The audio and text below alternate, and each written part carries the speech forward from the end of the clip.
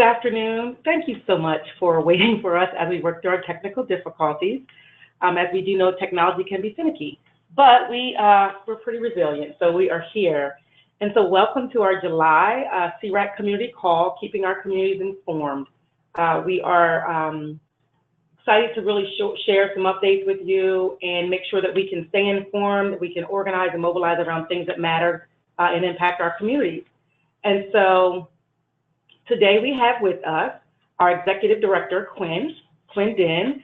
I'm Monica Spade. I'm SEARAC's Outreach and Field Director. We also have Katrina Mariategui, who is our National Policy Director. And we also will have Goia Yang on the line, who is our California Policy and Programs Director. And so today, when you're in your question and answer period, we'll all be joining in and helping field those questions, and we're going to go from there. So before we get started, I just want to share a couple of logistics. Hopefully, I think you are all in mute. I think our technical challenges have been resolved. And so you're already placed in mute. And if you would like to comment or question, you must be logged into the webinar. So make sure you're logged into the webinar if you have a comment or question at the end. And please feel free to ask comments or questions throughout the webinar. There's a chat function, or a questions function that you can actually put your question in. And then we get to that section in our webinar, we will field those questions and do our best to answer those. And as I said, we will do that at the end. And finally, you have resources that you can download, so feel free to do that at any time. Download those resources, and they're going to be helpful for you as we continue to advocate around things that are impacting our community. And so let's get started with a couple of poll questions, which SEARAC always does. So let's start with, where are you joining us from today?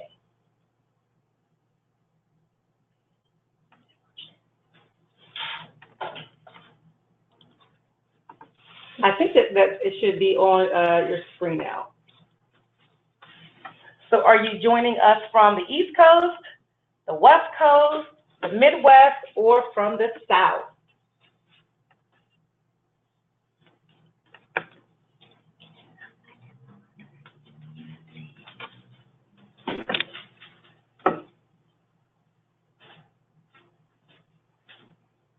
All right. We're going to give it about 15 more seconds.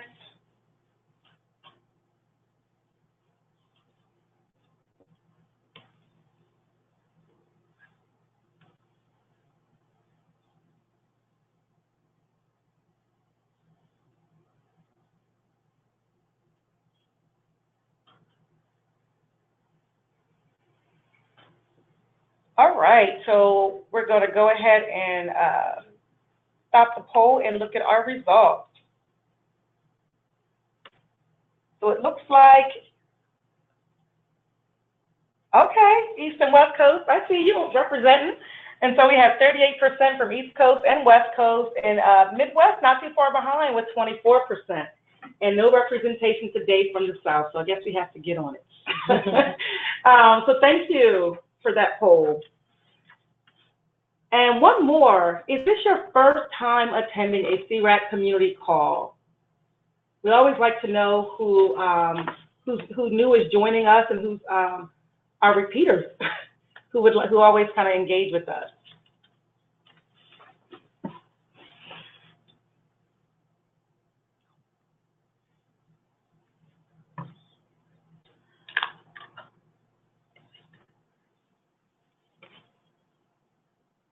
We're going to give this poll about 30 more seconds.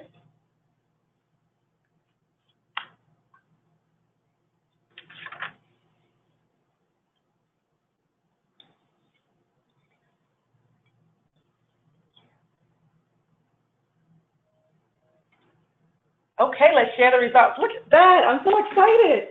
63% of you it's your first time, so welcome, welcome, welcome. And 37% of you, thank you for always supporting and coming back and allowing us to share what's happening. So, wow, this is amazing. This really is indicative of our community really wanting to be informed and really engaging in the work that's happening, not just with SEARAC, but all around with the Southeast Asian American community. So thank you for that. And so what I'm going to do now is turn it over to our Executive Director, Quinn, and she's going to really take the call from here, share the objectives, and go through the update about what we're seeing around the country. Great. Thank you so much, Monica, and thanks to the SEARAC team and also the community for being so patient with us.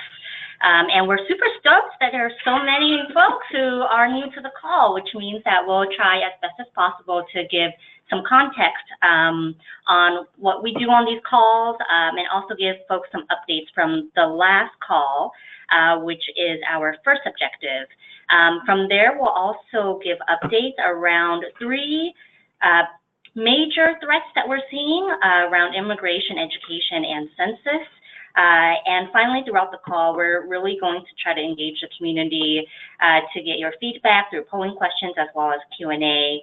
And finally, also be able to share some resources that could be helpful to you and your community as you leave our call. And to begin, for folks who are joining SEARAC for the first time and you're wondering about what types of issues we work on, we start by sharing that we see our community self-determination really being exercised across the country by fighting for equity and really protecting three major rights. One is our right to family through immigration policies that unite rather than divide us. The second is to fight for our right to heal through health policies that address intergenerational trauma of war, of displacement and poverty, and also finally our right to be seen through equitable education policies that see and serve our students. And our legislative updates to begin with will provide you an overview of what we're seeing on these three major fronts, especially on the national level. There's a lot of information here as we were really monitoring four major bad actions that were happening, from immigration, health, to education, and also some overall attacks towards immigrant communities. So to begin, the first update is really around education. Last month, what we saw was the introduction of the PROSPER Act, which would have reauthorized the Higher Education Act. If you're new to higher education policy, this is our national policy that really provides support resources to colleges and universities to make college affordable and accessible for communities, including programs like the FAFSA, Pell Grant, and also programs like TRIO in Europe. So for SEARAC, we see this as a policy issue that is really critical for our communities because we understand that attaining a college degree is still a very big challenge. We know from census data that over 50% of Vietnamese communities don't have a bachelor's degree, and this is true for over 60% of Cambodian, Lao, and Hmong Americans. So the good news is that this PROSPER Act actually died. It was supposed to have been voted in the House on July 18th, but the Republicans did not get enough votes to actually get it to pass. And what we were really afraid of is that the PROSPER Act basically would make college less affordable by not increasing Pell Grants. And it would also make it less supportive for our students by not supporting programs like TRIO in Europe, as well as programs that support minority-serving institutions that directly serve first-generation, low-income Southeast Asian American students. The good news also is that the Democrats are planning on introducing an act called the AIM Higher Act, which would also reauthorize the Higher Education Act.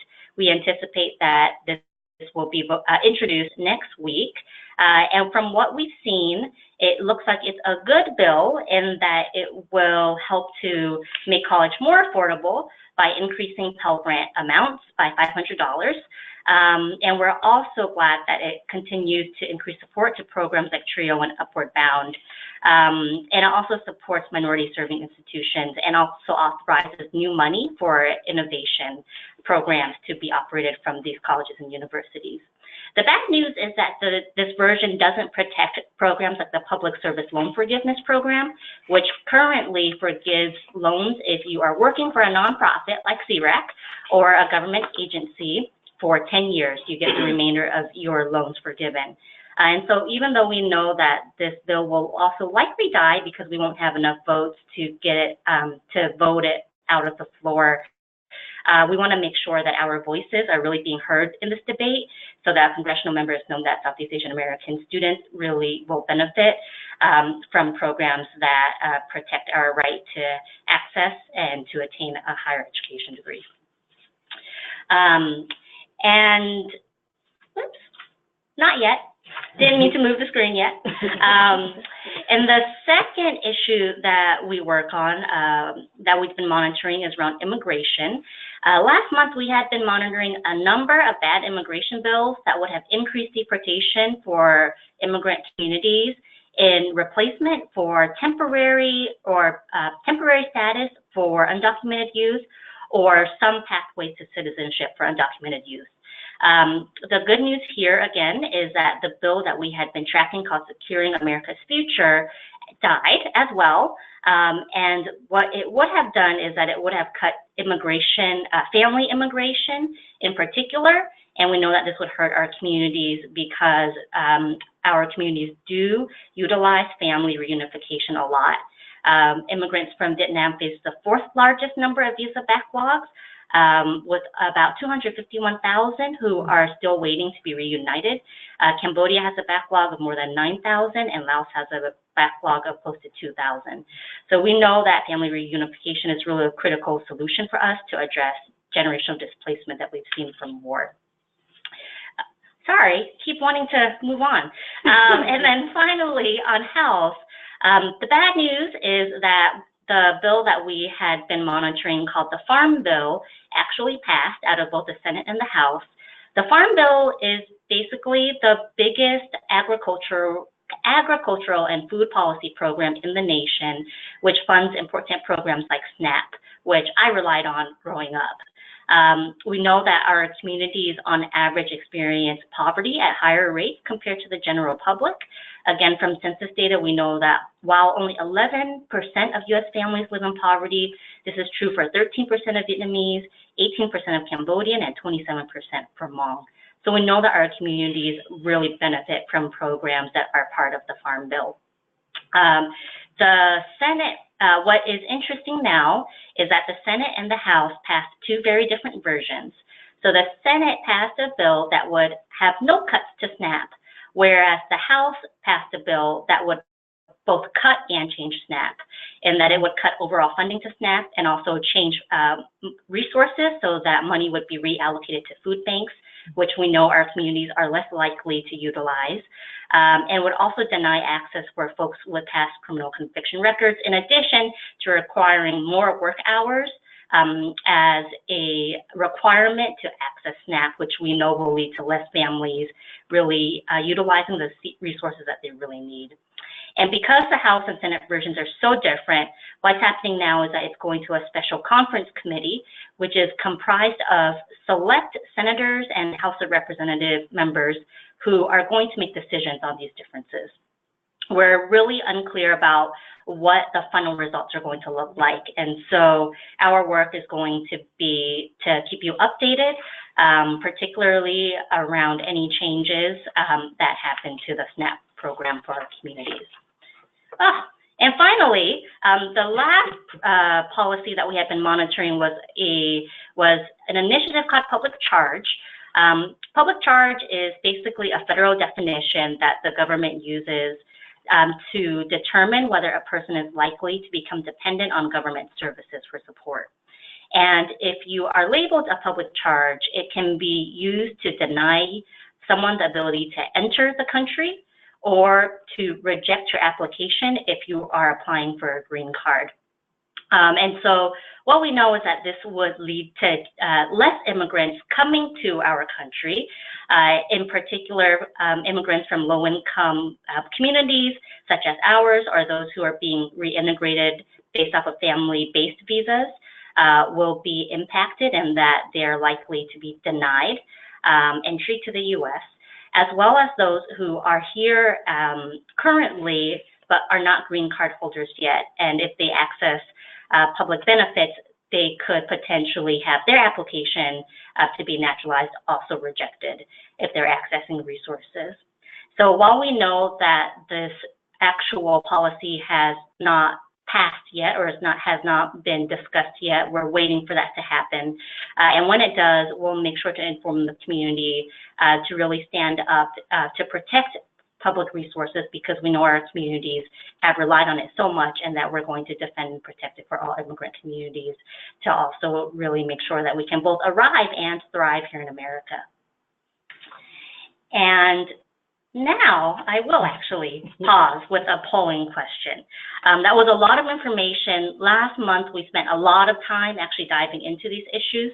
And so for us it would be helpful to know of what you, from what you heard today and of the bills being monitored, which are you most concerned about? So our options are the PROSPER Act, which was the Higher Education Act, Securing America's Future Act, which was the bad immigration policy, the Farm Bill, the public charge potential, or all of the above. And we'll give folks about another 15 minutes or so to vote.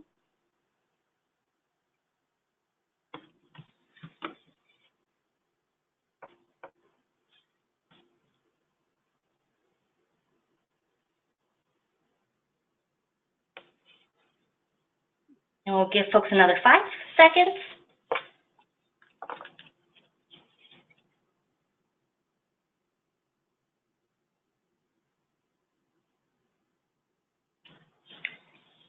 We'll go ahead and close out and share results.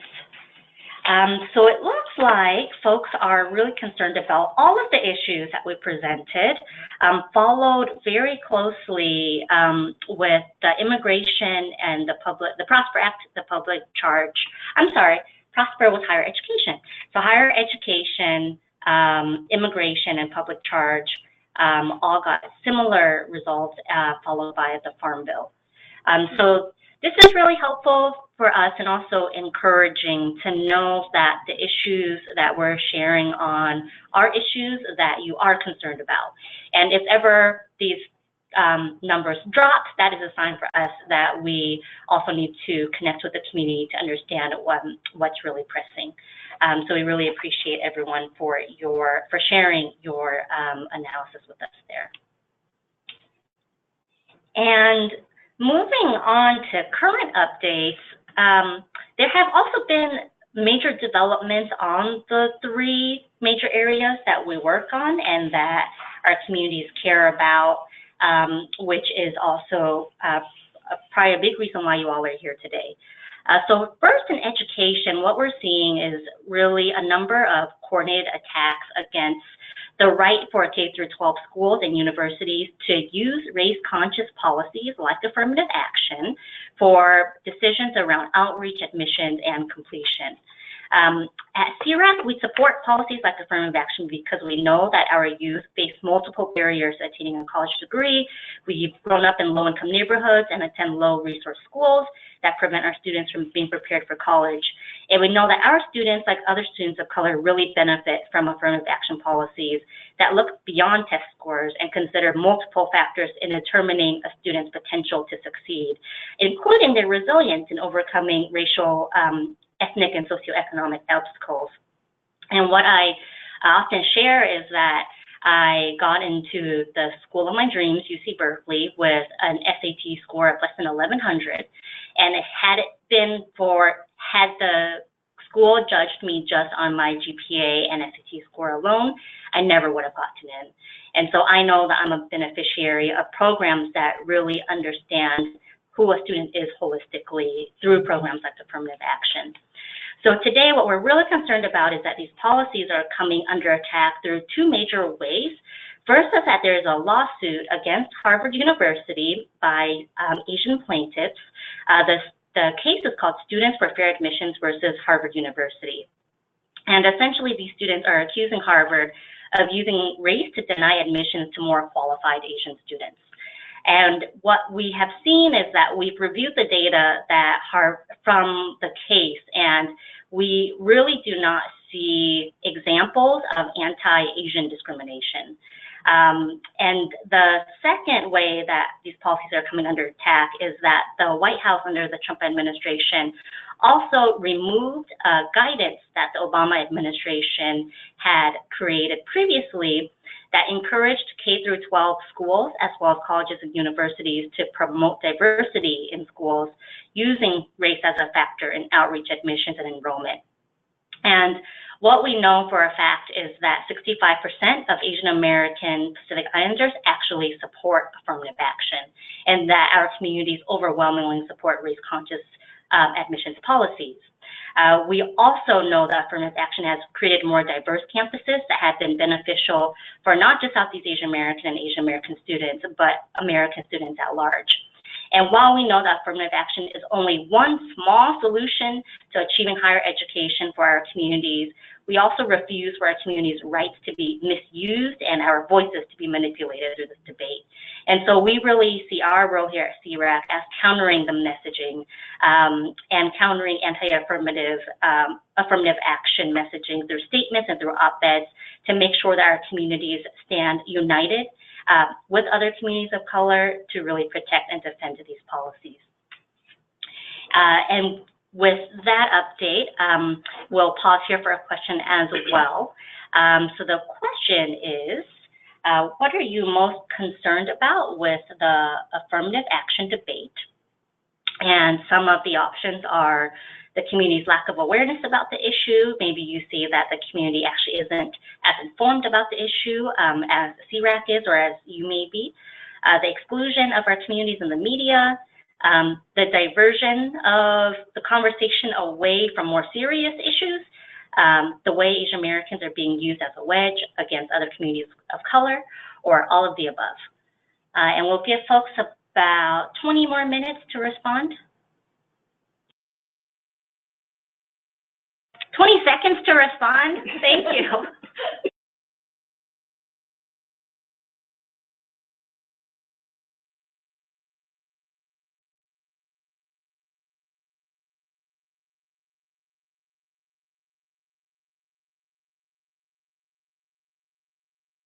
You know, give folks just another 5 seconds.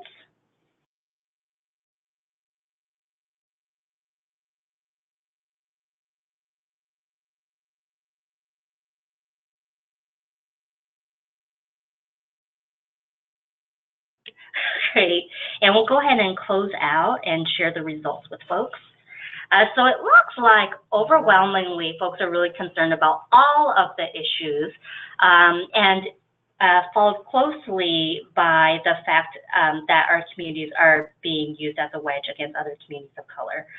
So I think what is clear from your feedback is that we have an understanding about how Southeast Asian Americans are part of a larger movement for social and racial justice, and that it's important for us to really make sure that we stand united with our communities and other movements. Thank you all so much. And from shifting away from immigration, from education, we'll talk a little bit more about the attacks that we're seeing around immigration, in particular sanctions that have been issued against Laos from the State Department. About a week ago, there was an announcement from the Trump administration that the State Department would start denying visa sanctions to those in high-ranking positions and their families if Laos does not accept more individuals to be deported. From what we know, since 1998, about 200, a little bit over 200 individuals have been deported to the U.S., and that about 4,300 actually continue to live in the U.S. with a deportation order, knowing that their lives are being lived in limbo and not knowing when or if they will ever receive a travel document to be deported to Laos. These are the individuals that we know will be impacted from these sanctions. And we also know that this community is comprised of not just Lao individuals, but also those who identify as Hmong, who left as refugees from Laos and therefore are Laotian citizens, who would also be impacted by these policies. Since the sanctions have happened, we know that Laos has already issued 3 travel documents and are currently reviewing another 9. What we also know is that previously what has protected the community from being deported is that Laos has a policy of only accepting those who they still see as citizens to the country. So if you haven't been in if you are unable to show your citizenship, you will not be accepted. And also, if you can show that you have not been in the country for about 7 to 10 years, you will also not be accepted. And so the sanction does nothing to change that policy that the Laotian government currently uses. And so what we're hopeful for is that the Lao government continues to hold the line against these sanctions. And in the meantime, SEARAC sees our role as first educating the community to let families know what their legal and advocacy recourses are, as well as congressional advocacy. And so we know that the reason why these sanctions are happening is because our broken immigration policies allow for our community members to be deported. And the only real solution is a long-term fix through reforming our 1996 immigration policies.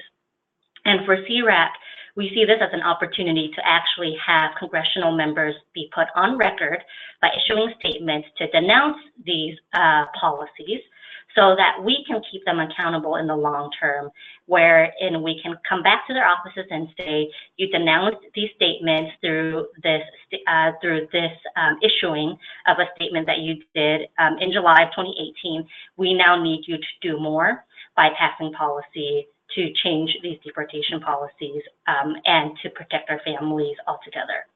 And with that, and we'll also share very concrete resources for community members if you are impacted, as well as community resources for advocacy. And so I'll pause there to ask our next polling question, and that is if you know someone who would be impacted by these sanctions.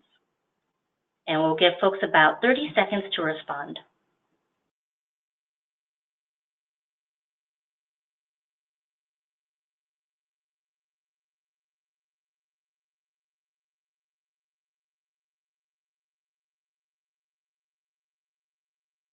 And we'll give folks just another 2 seconds.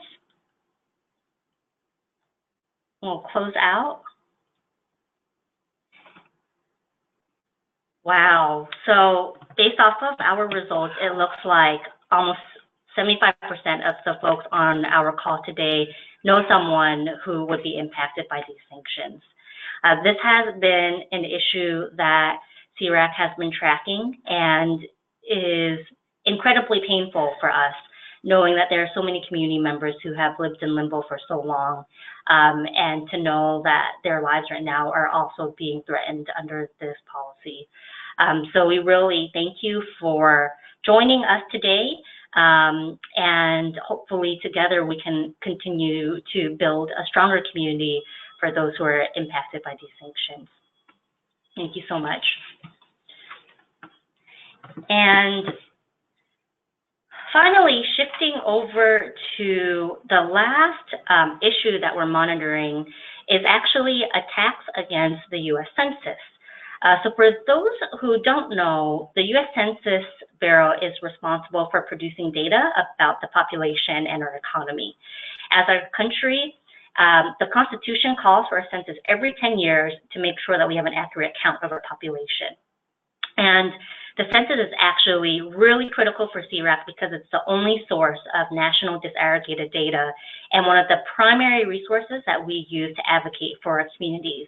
So everything we know from our population count to education attainment to poverty to English proficiency levels, all of that data right now comes from the census. And so it's really critical for us that we protect this program so that our community can continue to be seen.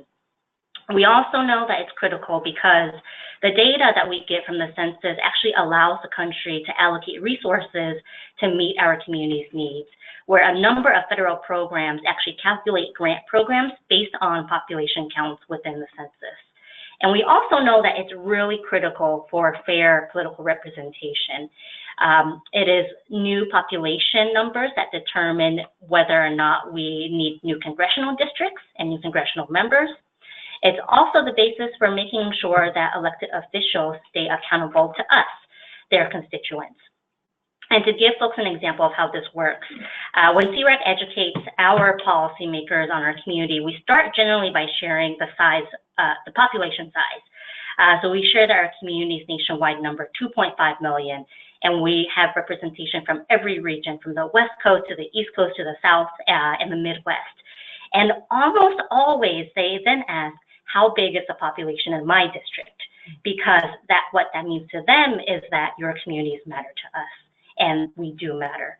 And so at SEARAC, this is why we're preparing for the next census, which is going to be in April 2020. And it will also be the first electronic census in our nation's history.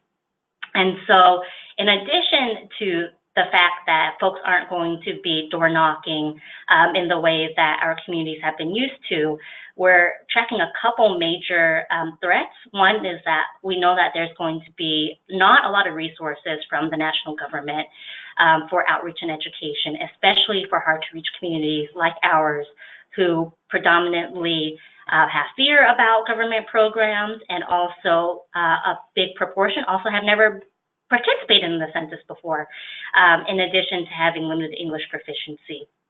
And at the same time, this year, right now, the Department of Commerce is actually announcing plans to add a question to ask about a person's citizenship, which we see as a threat to our communities and being counted by creating fear during a time when this administration is already attacking immigrant communities.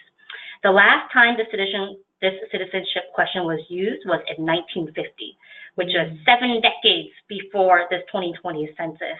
And our concern is that this question will really scare community members away from completing the census and keeping our community's numbers hidden to show that we don't matter. And that's why SEARAC sees our role as uplifting our Southeast Asian American voices to influence the strongest 2020 questionnaire possible and making sure that our communities are being counted. And I'll pause there to ask, oh, sorry, one more slide, I forgot. So we also wanted to share that this national policy around census is also really going to impact states, because at the end of the day, this is also about state population counts. And what we're seeing from states who are really concerned is that they're taking initiative to really increase resources, especially for outreach and education related to census. And so California, for example, is a state where we advocate in with our California-based team. And we have been supportive of 2 major policies from California. One is the California governor's proposal for $40.3 million to be allocated for the U.S. Census. And additionally, we also participated in Advocacy to get an additional $50 million through the budget process. And what is incredible is that we've actually won, our communities have won on both fronts. And for California, there's now a total of $90.3 million that is allocated for U.S. Census outreach and education. And of that program, there was also a focus on making sure that there's better language accessibility to reach hard-to-reach communities, as well as community outreach funding to go to community-based organizations to do both outreach and mobilization. This was an effort that was done in collaboration with the Census Policy Advocacy Network, which is a coalition of about a dozen organizations, and other partners like Chinese for Affirmative Action. And so we share this as a SEARAC strategy on the California level to share with folks that we're now shifting to implementation and working with local and state advocates to participate in the California Complete Count Committee to make sure that this is implemented well. And also on the national level, sharing with other states what's possible. and that this policy can be passed and debated in any other state, and California can be a model that you look to. And from there, that ends my portion. And before we do that, we want to end with one last poll around asking folks on what you're concerned most about regarding Census 2020. If it's underfunding, the citizenship question, the electronic census, or all of the above. And we'll give folks about another 15 seconds to respond.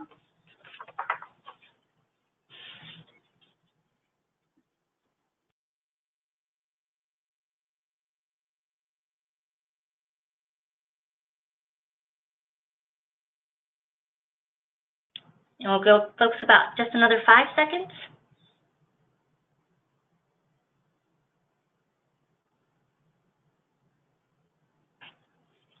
Great, and we'll go ahead and close out.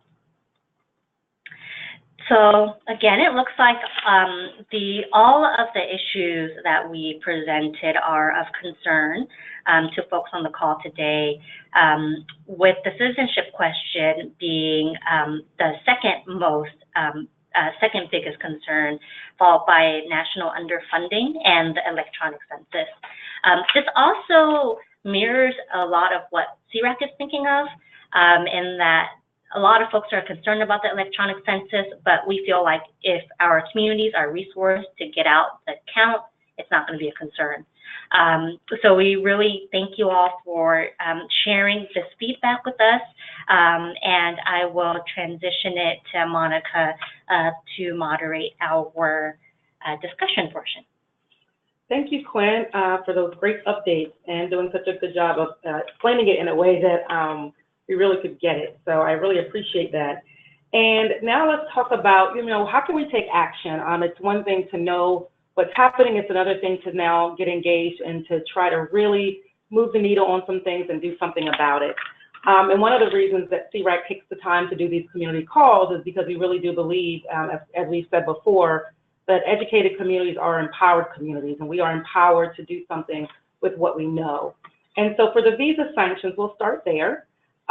If you are an impacted family, and we had 75% of you that would know someone who would be impacted by this, and so this information is going to be really helpful for you. The first thing is contact an attorney immediately. Don't wait until you're detained before you contact an attorney, because you really want to assess what your legal options are. And I would also encourage you to make sure you do some family planning so that you're aware, that if something were to happen, you have some information about what you can do. And SEARAC has resources to help you in that area. The second thing is, if you're an advocate, contact your congressional leaders, inform them about what is happening, and ask them to make a public statement to denounce deportation. That is really, really helpful. Sometimes we don't think our voices matter until we're voting, but it's more than that. It's after people are in office. We have the right to hold them accountable to their public office and what they say they're going to do. And as Quinn said earlier, we're trying to get as many congressional leaders to not just denounce deportations, but also to introduce legislation that would keep families together. And so push the needle on that. And it's an easy lift for you. It's just a matter of getting their phone number and calling their office. And if you do decide to contact your congressional leader or have a meeting with them, email me at monica@searac.org and let me know. We definitely want to know who our community members are and how you're engaging, so if we can support in any way, we want to also be able to do that. The third category is, if you are a community member, consider hosting a support group for those who are impacted. It's not just about having the answer. Sometimes it's a place to convene and to talk. And this is also part of the healing that SEARAC talks about and that we know as a community that is necessary. And in these meetings, you can also strategize with other leaders to monitor the impact. One of the things, if you're a community leader and you have that space, it's just as simple as, gathering some people and having conversation. I think that also is going to be very helpful for the community and keeping the community not just organized and mobilized, but strong. And so if you have the ability to do that, that's another option. And finally, just being part of the community at large. SEARAC an advocacy data collection form. We're not just waiting for the government to disaggregate data or get information about our communities. We can actually do that ourselves. And so share your story with us, share that information with us. These stories really help when we're doing advocacy on the Hill. They help when we have our LET trainings like we just had in June, to arm advocates with to share stories with members of Congress so they know the impact of the legislation that they're passing or supporting. And census. Let's talk about census. Census is well underway. SEARAC is part of a National Census Count campaign to provide comments to the U.S. Department of Commerce to advocate on two major items. One is to advocate against the citizenship question, and the second is for expanded data disaggregation on race and ethnicity, so that more community members are likely to be identified correctly in their appropriate ethnic group as opposed to just a checkbox. That's really, really important, as Quinn talked about earlier, for congressional representation, for funding for communities. It's really important that we are identified correctly. We are advocating that the census, at a minimum, keep what they had in the 2010 categories. And we know with this administration, anything is possible. It's not just about pushing for things new, it's also about protecting what we already have. And so for this, if we can just keep what we have at a minimum, that's going to be really important. And then if we can get expansion for those categories that are listed as other Asian in the categories of Hmong, Lao, and Cambodian. And so we are going to be advocating for that in this upcoming census. So it's important to understand how your comments are going to influence the final census form. And so the more comments that they see, the more that they know the community, this is an important issue for the community. One thing about comments and advocating at the national level and state level as well is if people aren't coming out saying anything, they tend to make the decision based on what they think is best. And so we need to make sure that we are allowing our voices to be heard so we can influence that final census form.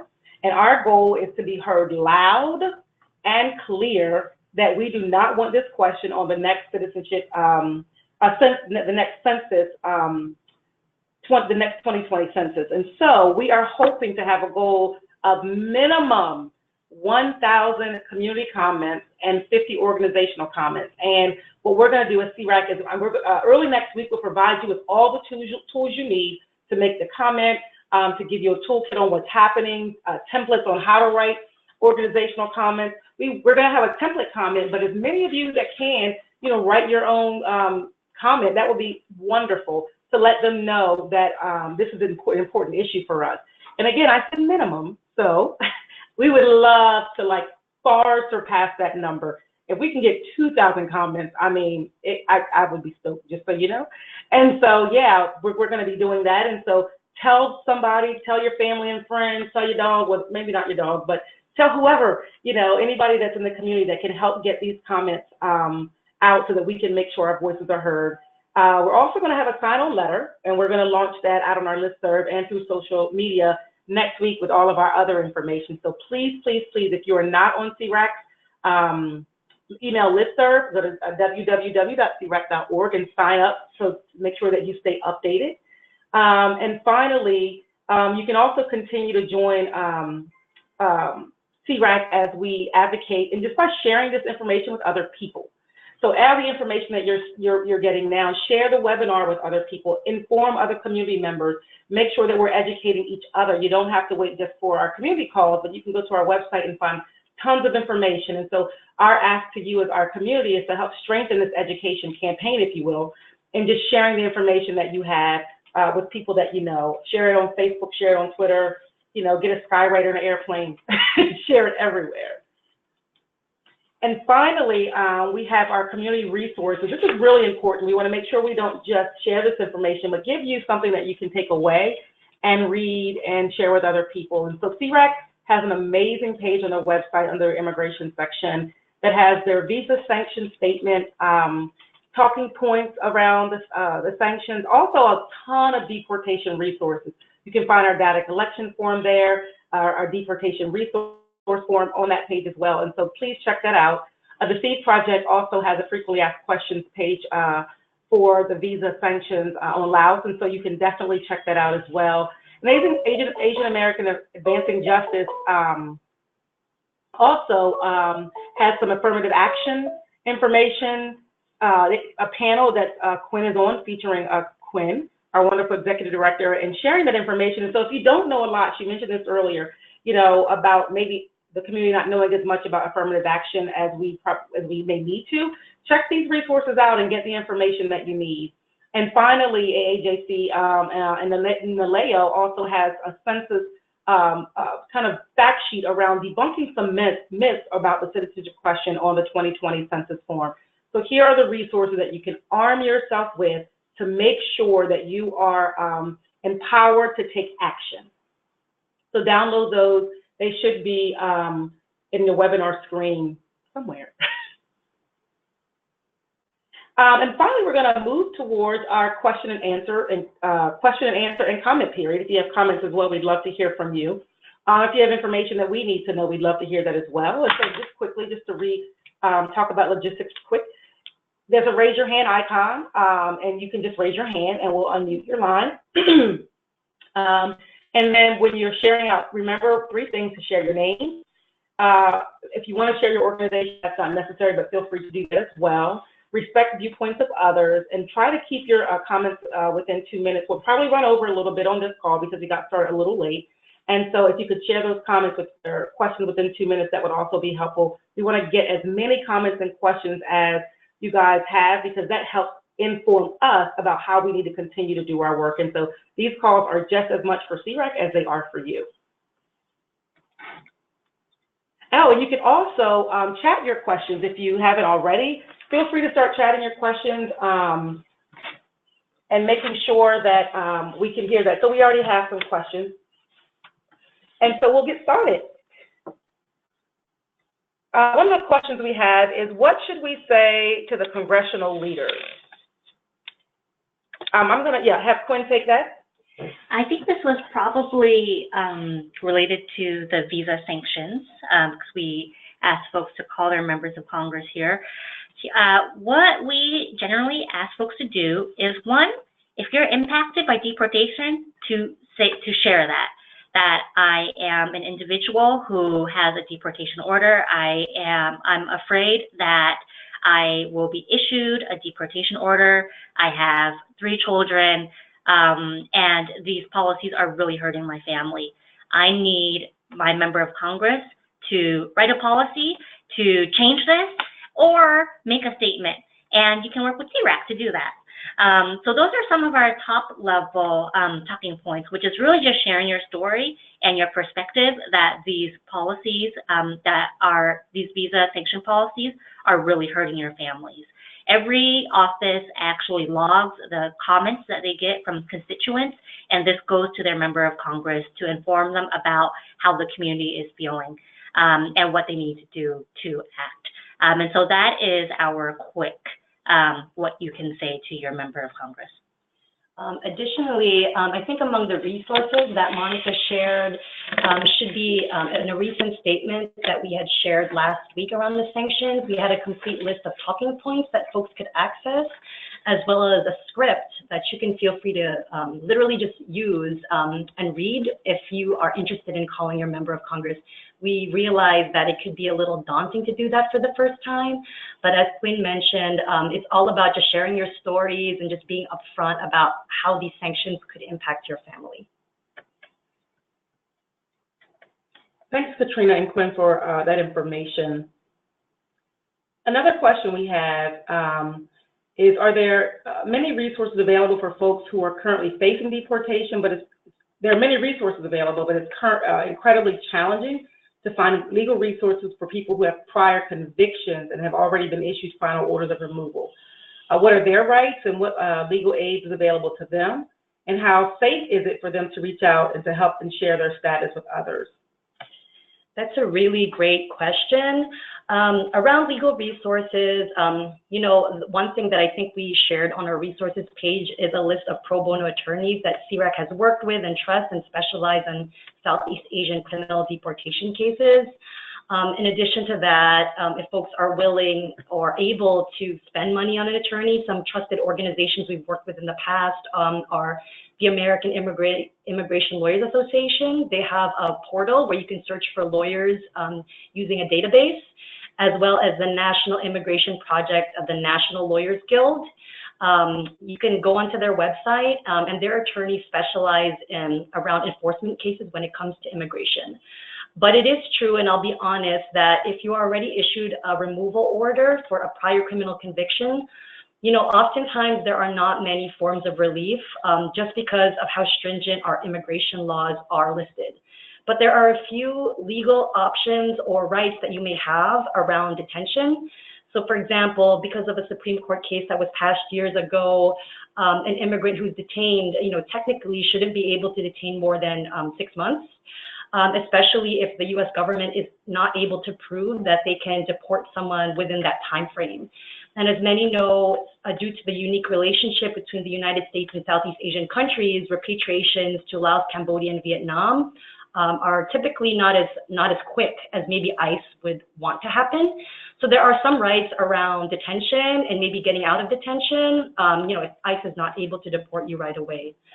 In addition, it is an important question to ask as well around, you know, how safe it is for people to be sharing their status, and in general, how safe is it for them to be speaking out about their case, given this administration is so anti-immigrant. And to be completely honest, we have seen stories of individuals with deportation orders who have spoken out, and as a result, ended up getting detained and having ICE targeting them even more. So the reality is there's definitely a risk to you doing that. But what I often share is, one, if you have an attorney, consult with them first before sharing your story. And two, if you're in a situation where you already have a deportation order and you're already in the process of being detained and issued a travel document, I feel like at that point you might not have much to lose if you feel like you'll probably be in the process of getting deported anyway. So as a rule of thumb, that's what we usually say to families.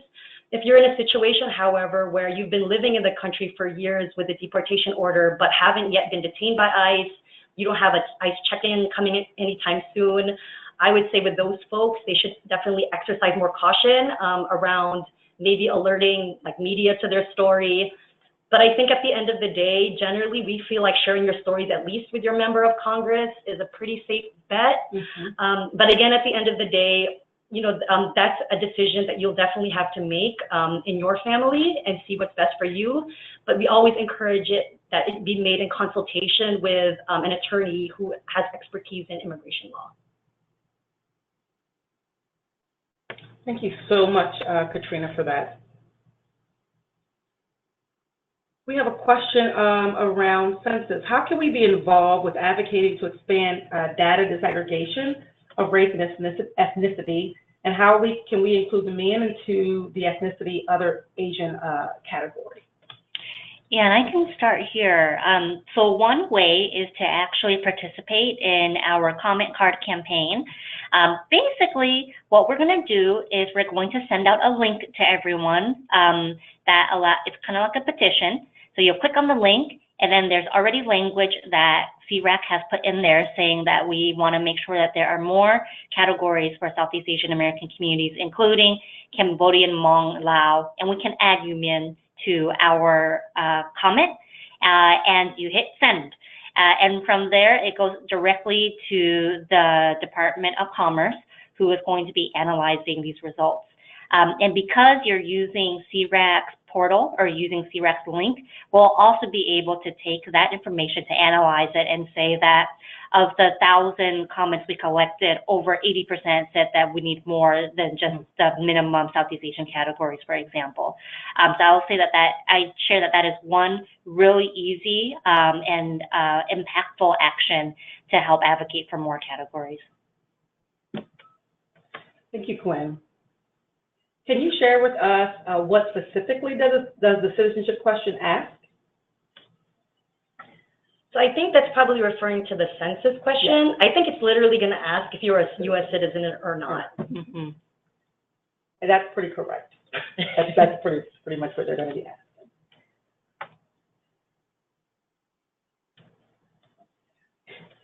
The next question, I'm wondering whether there are any emerging plans for a National Day of Action regarding the Lao visa sanctions to raise visibility. And our board member would love to support that, encouraging vigils with community-based partners around the country and things of that nature. Thank you so much for asking that question, Sharon. You know, we would love to uplift any local efforts. If there are community organizations that would love to host visuals in the local communities, that's something we would definitely love to amplify and support.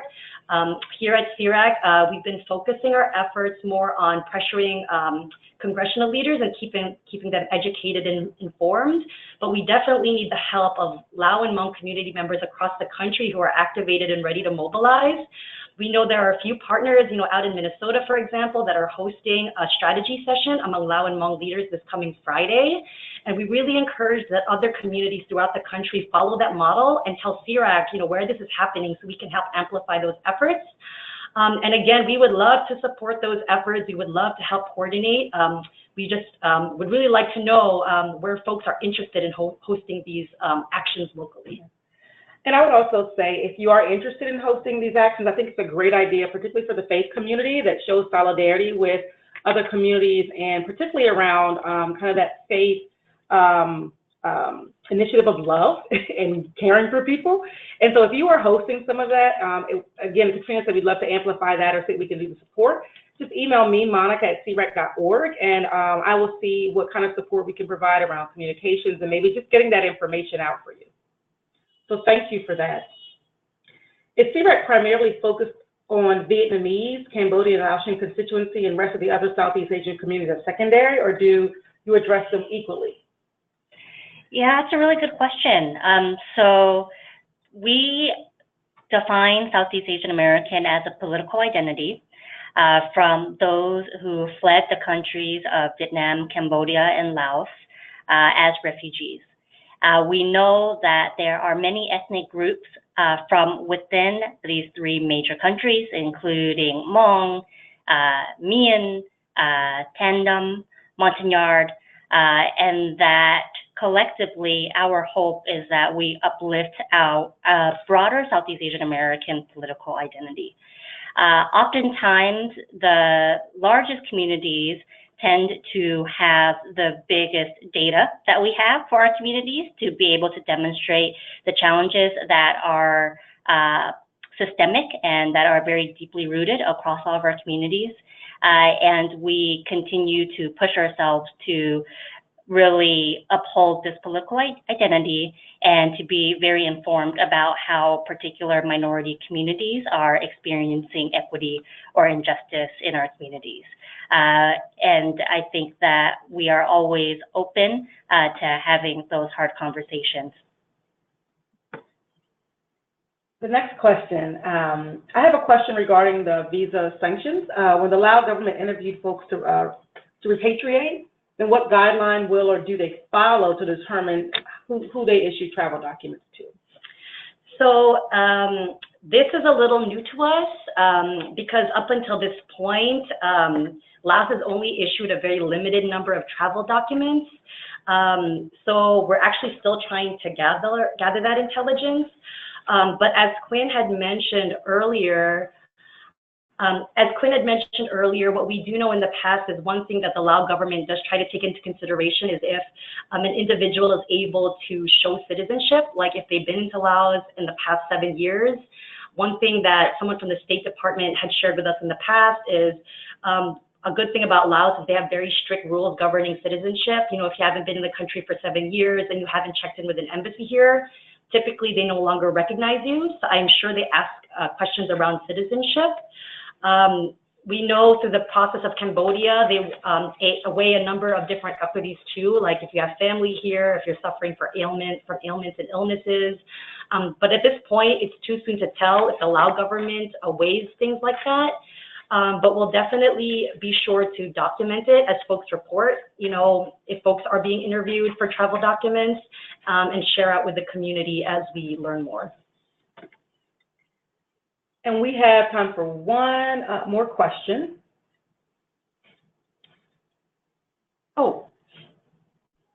Okay, so regarding the Lao sanction, does the 4,000 plus ICE list of those who are on it, does it include both Lao, Hmong, Mien, and Khmer, or and other ethnic groups, or is it just the Lao community? Yes. So the data that we currently have on actual deportations to Laos, we get that from the ICE records. And unfortunately, ICE records doesn't disaggregate the data by ethnicity. They just show it by the number of people who were deported to a specific country. So unfortunately, we don't have that information. And we do know, however, from experiences from our community partners who work with Hmong individuals in particular, that they do have deportation orders. And so from what we're seeing from across the country is that it is inclusive of these different minority groups, even though ICE is not collecting that data. Thank you so much. We really appreciate these questions. We really appreciate your engagement in this call. It really helps SEARAC as we move forward and continue to keep you informed, but also to push back against policies that are impacting our community and push for policies that will help us. And so we have a few final poll questions that we want to ask you, and so we'll get those started. Of the new updates shared, which are you most interested in learning more about? And so do you want to learn more about affirmative action, more about the sanctions, census, or all of the above?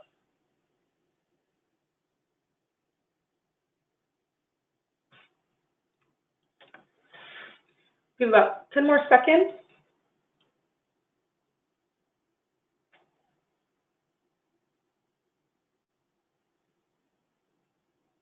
Okay, let's see.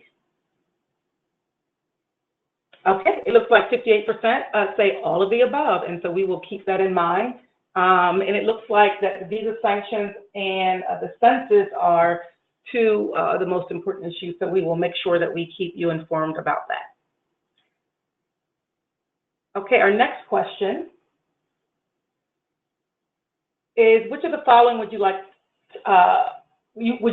more of for our next community call? Would you like more updates, more resources? Would you like a longer Q&A period, more polls? We can always give you more polls, or no changes at all.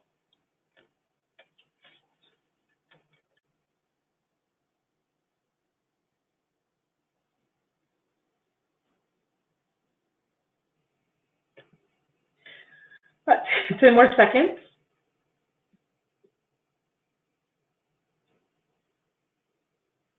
Okay, let's see. It looks like the majority of you would like more resources. Okay, we will certainly keep that in mind. We do aim to make sure that we are meeting the needs of our community, and so we will certainly keep that in mind. And so it looks like updates is following with 40%. So yeah, we'll continue to do these calls and make sure we keep you updated with what's happening around the country, and particularly in California, since we have an office there, and other states that are really important. Okay, that's our last poll.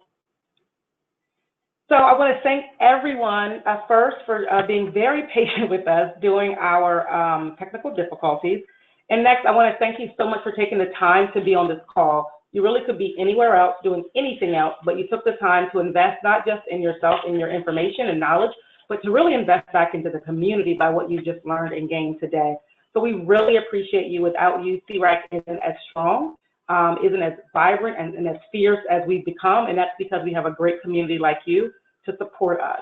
And so we hope to see you on our next community call. If you have any questions, you can contact me at monica@searac.org. And so we hope that you would join us next time as we continue to our right to heal, our right to family, and our right to be seen. Thank you.